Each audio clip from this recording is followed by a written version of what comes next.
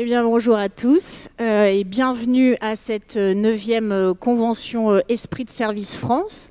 Alors, je me présente, je suis Élodie Bérard, je suis un des membres actifs de l'association et je serai votre animatrice pour la journée. Comme vous le savez, la co-construction a toujours été l'essence même de nos conventions et de notre association. Et aujourd'hui encore, elle en sera l'ingrédient majeur. En effet, nous avons l'objectif aujourd'hui que tout le contenu soit produit à la fois par l'ensemble des intervenants qui vont me rejoindre sur scène, mais également par l'ensemble de vos contributions. Et pour ce faire, nous allons utiliser le support d'une plateforme, Talk4, qui nous permettra donc d'interagir toute la journée. Vous devez normalement déjà être connecté à cette dernière, mais si ça n'est pas le cas, vous retrouvez donc les informations de connexion juste derrière moi, donc oui.talk4.pro. L'idée, c'est de rester connecté toute la journée pour pouvoir interagir et vous verrez, nous allons tester plusieurs fonctionnalités de ce produit. Ce que je vous propose du coup, c'est qu'une fois que vous êtes connecté, c'est que nous testions tout de suite son fonctionnement. Et donc, vous allez voir apparaître, une fois que vous serez sur l'application, une petite question. Donc, petite question test, un petit icebreaker pour se mettre en route. Sur une échelle de 0 à 10, vous sentez-vous sport? C'est parti. Parce que vous allez voir, il va y avoir beaucoup d'usages sur cette plateforme, donc il faut que vous soyez bien familier. Super, vous sentez-vous sport? Ah, bah, pas mal du tout. Bon, bah, génial. Qui plus est, aujourd'hui, dans ce temple du sport, bah, c'est très bien d'avoir autant de participants. Donc, je pense que nous sommes prêts et que vous êtes prêts. Et alors, donc, pour introduire cette journée à la thématique aussi intrigante, mais que prometteuse de belles découvertes, je vous propose d'accueillir notre président et j'appelle sur scène Xavier Kira-Aimant. Merci, Élodie. Bonjour à chacune et chacun. Je suis très heureux de vous retrouver aujourd'hui. C'est notre 9e convention. C'est aussi l'occasion de fêter notre 3e anniversaire. C'est toujours une date importante dans toutes les organisations, les structures. On a ce qu'on a pu construire pendant ces 3 années, que vous connaissez parfaitement. Et puis, il y a toute la nécessité de prendre l'élan et de continuer à avancer pour les années qui viennent. Alors, je voudrais déjà commencer par remercier tous ceux qui, sous la houlette enthousiaste, douce, ferme de Maryse, ont préparé cette convention. Parce que dans une association, comme vous le savez, ça ne dépend que de la bonne volonté de ceux qui amènent leur énergie. Et donc, merci à tous ceux qui ont bien voulu travailler pour préparer cette convention, avec un ordre du jour tout à fait passionnant. Le service et l'engagement. Alors je reconnais que ce sont 2 mots qui me font particulièrement plaisir, qui résonnent. Depuis très longtemps, il y a ce combat pour dire dans une économie de service, ce qui fait la différence, c'est la qualité de la relation. Mais est-ce qu'on peut avoir une bonne qualité de relation si on n'est pas engagé, si on fait ça de loin, si on fait ça par routine, si on a perdu le sens de ce que l'on fait. Et c'est pour ça qu'aujourd'hui, on peut voir que le mot engagement a pris une place si forte dans toutes les organisations. C'est aussi vrai dans le monde, j'allais dire de tous les jours, politique, du vote. Est-ce qu'on est toujours engagé pour contribuer ou pas à développer ou sauver le modèle ? Merci évidemment donc aux intervenants et en particulier à Denis qui nous accueille dans ce temple de l'excellence. Merci aussi Denis pour ton amitié et puis pour tout ce que tu fais pour l'association. Parce que c'est aussi parce que nous avons des relais dans différents endroits de l'écosystème que l'on peut nous développer. Et merci à Élodie qui va organiser cette belle cérémonie.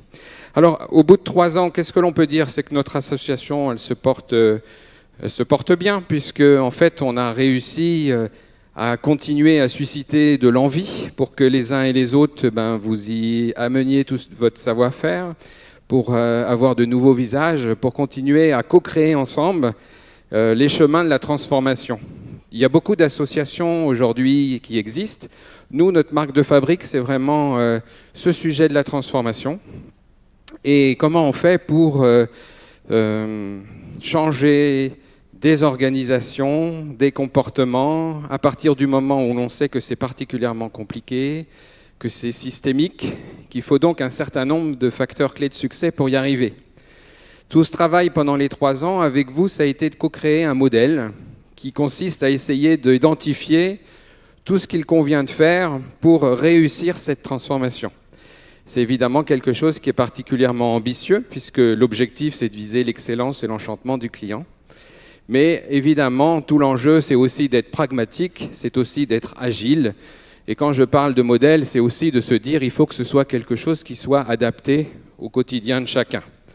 Et c'est pour ça que tout le travail aujourd'hui, c'est avec vous d'identifier chez vous des expériences clients stratégiques, pas toute l'organisation, mais sur une expérience stratégique, se dire est-ce que sur la façon dont je la rends, la façon dont je l'organise, la façon dont je manage cette expérience, est-ce que je suis bien dans cette recherche d'excellence? Donc on aura l'occasion aujourd'hui d'en parler.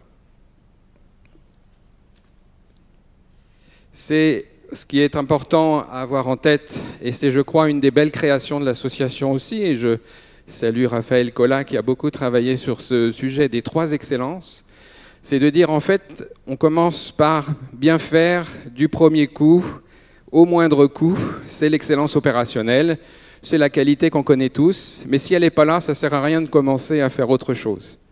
Donc l'excellence opérationnelle, ça reste la base de tous nos travaux.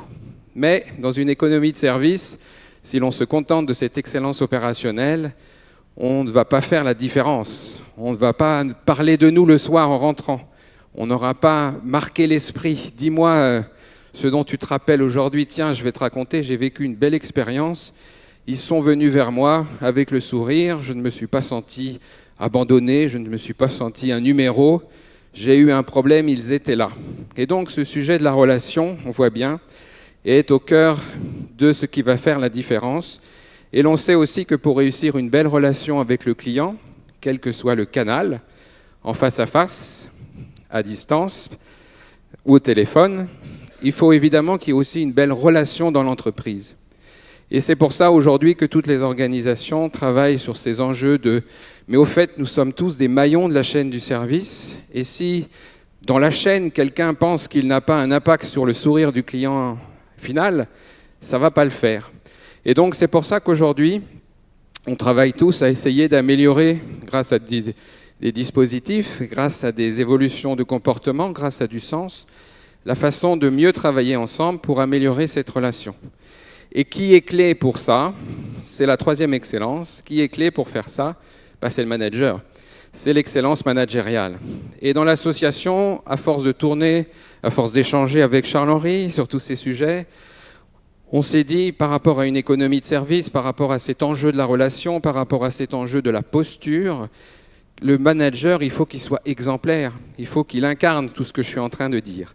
Et donc, il doit être plutôt au service de l'équipe qu'en train de contrôler ou de faire du reporting dans son bureau.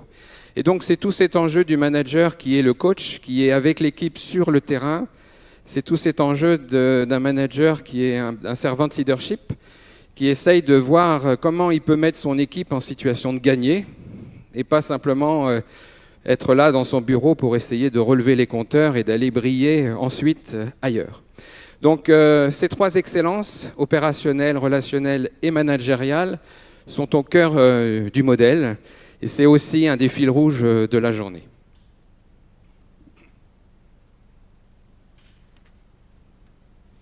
Et je terminerai par 2 petites choses. 2018, tout l'enjeu de 2018, c'est que puisqu'on a ensemble, avec beaucoup de travaux de commission, élaboré ce modèle, et maintenant il faut l'expérimenter. Et donc je fais appel à tous ceux qui voudront bien identifier chez eux une expérience client stratégique qu'ils ont envie de tester par rapport au modèle. et d'aller jusqu'à quelque chose qui est ambitieux, puisque avec nos amis de l'AFNOR qui sont présents ici, on a travaillé sur une labellisation. Et l'idée, c'est là aussi de pouvoir dire, eh bien, parmi toutes les entreprises sur le marché qui travaillent l'enchantement et l'expérience client, eh bien, il y en a qui ont fait l'exercice par rapport au modèle et qui ont eu la labellisation remise par l'AFNOR. Et tout l'enjeu pour nous, parce que nous avons aussi le soutien de Éric Dadian avec les Palmes, c'est aussi de profiter du moment exceptionnel qu'est la remise des Palmes à la fin de l'année pour évidemment remercier et féliciter ceux qui se seront lancés dans cette démarche. Donc, un vrai appel pour que nous puissions lancer les travaux de déploiement du modèle jusqu'à sa labellisation. C'est toujours les premiers qui doivent montrer leur volontarisme et leur courage, et puis ça donnera envie ensuite aux autres de se lancer. On est assez confiants sur tout le travail qu'on a fait parce qu'on l'a fait avec vous. On est parti des besoins les plus concrets des organisations. On l'a fait valider par des grands spécialistes. Et donc maintenant, il faut donc franchir le pas. Je compte donc sur vous pour lancer ce qu'on appelle aujourd'hui le test and learn. N'hésitez pas, on y va. On va encore aujourd'hui mieux découvrir tous les enjeux. Et ensuite, on sera évidemment avec l'association aux côtés de ceux qui se lancent dans ce travail. Et la fierté, en effet, c'est qu'à la fin de l'année 2018, on puisse se dire, eh bien, voilà un certain nombre d'expériences clients stratégiques qui ont été regardées par le modèle et labellisées pour avoir. Et comme vous le savez, dans l'association, ce que nous avons, c'est des personnes qui sont chargées de la formation, qui sont chargées de l'accompagnement.